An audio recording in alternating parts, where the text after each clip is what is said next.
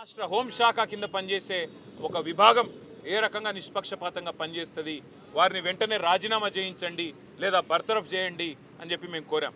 కానీ ఉలుకు లేదు పలుకు లేదు. అవినీతి మీద ప్రశ్నిస్తే నిన్న శాసనసభ నుండి మమ్మల్ని సస్పెండ్ చేశారు. ఇవాళ మా శాసన మండలి సభ్యులందరినీ, మా ఫ్లోర్ లీడర్ గారిని, మా కౌన్సిల్లో మా ఆపోజిషన్ లీడర్ గారిని, మొత్తం శాసన మండలి సభ్యుల్ని, వారిని కూడా ఈరోజు నియంతృత్వ పోకడలను తలపిస్తూ వారిని కూడా సస్పెండ్ చేయడం జరిగింది. అందుకే ఇవాళ ఈ రాష్ట్ర ప్రథమ పౌరుడైన గవర్నర్ గారి దగ్గరికి మేము వచ్చి 100 కోట్లు ఎట్లా ఈ ప్రభుత్వంలోని ఒక పెద్దలు కొల్లగొడతా ఉన్నారు, ప్రభుత్వ పెద్దలే గద్దలుగా మారితే రక్షకులే భక్షకులైతే సామాన్యుడికి దిక్కెవరు, అందుకే మీరు ఇంటర్వ్యూని కండి, మీరు ఈ ప్రభుత్వం ఏదైతే ఉన్నదో మీ పేరు మీదే నడుస్తోంది, కౌన్సిల్ ఆఫ్ మినిస్టర్సే మీ పేరు మీద ఉన్నది, కాబట్టి మొత్తంగా మీరు వెంటనే జోక్యం చేసుకొని ఈ మంత్రి గారిని బర్తరఫ్ చేయాలని చెప్పి గవర్నర్ గారిని డిమాండ్ చేశాము.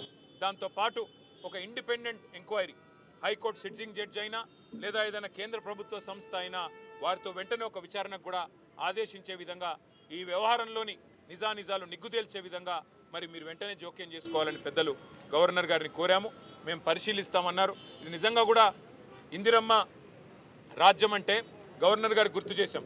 ఇదే గవర్నర్ గారు గతంలో ఎమర్జెన్సీ రోజుల్లో 19 నెలలు ఆనాడు జైలు జీవితం అనుభవించారు.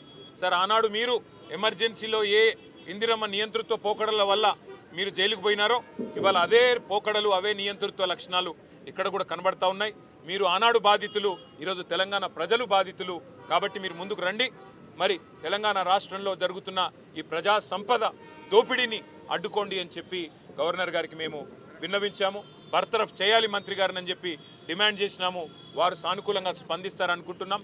మరి భారతీయ జనతా పార్టీ కూడా ఈ విషయంలో నిజంగా శోచనీయం వారి వ్యవహారం. వారు నిన్న ప్రభుత్వానికి వంత పాడడం శోచనీయం.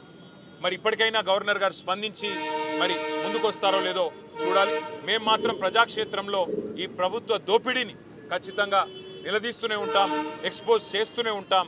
తప్పకుండా వీరిని వదిలిపెట్టకుండా న్యాయం జరిగేదాకా పోరాడతామని చెప్పి మీ అందరి ద్వారా తెలియజేస్తాం. మా పార్టీ నాయకత్వం మొత్తం కూర్చుంటాం. ఎక్కడెక్కడైతే ఇవన్నీ జరుగుతూ ఉన్నాయో అక్రమాలు, వాటికి సంబంధించి ఏ రకంగా ప్రజాక్షేత్రంలో కార్యాచరణ ఉండాలనేది ఆలోచించుకుంటాం. ఎందుకంటే ఇవాళ అసెంబ్లీకి చివరి రోజు, మమ్మల్ని ఎట్లాగో సస్పెండ్ చేశారు, మమ్మల్ని మా కౌన్సిల్ మెంబర్స్ని. కాబట్టి పార్టీగా కూర్చుని ఆలోచించుకొని నిర్ణయం తీసుకుంటాం. ఇవాళ ఉదయం ఇంకొక ఎపిసోడ్ కూడా ఎక్స్పోజ్ చేశాము. ఇంకా బాధితులు చాలామంది మమ్మల్ని కాంటాక్ట్ చేస్తూ ఉన్నారు. తప్పకుండా ఇంకా చాలా విషయాలు వెలుగులోకి తీసుకొస్తాం. Thank you. మంత్రి గారు, మీరు చెప్పిన కొన్ని బ్లాక్మెయిల్ చేస్తే లొంగనందుకే మీరు ఆ విషయాన్ని అసెంబ్లీలో పట్టుబట్టారు. బ్లాక్మెయిల్కి బ్రాండ్ అంబాసిడరే రేవంత్ రెడ్డి గారు. ఆర్టీఐ అనే ఒక చట్టాన్ని అడ్డంగా పెట్టుకొని రైట్ టు ఇన్ఫర్మేషన్ని రూట్ టు ఇన్కమ్గా మార్చుకున్నదే రేవంత్ రెడ్డి గారు. కాబట్టి బ్లాక్మెయిల్ ఆయనకు తెలిసినంతగా ఈ దేశంలో బహుశా ఎవరికి తెలియదు. కాబట్టి ఆయన మాట్లాడితే దయ్యాలు వేదాలు వల్లించినట్టుంటుంది. అంతకంటే ఎక్కువ నేను చెప్పను. Thank you.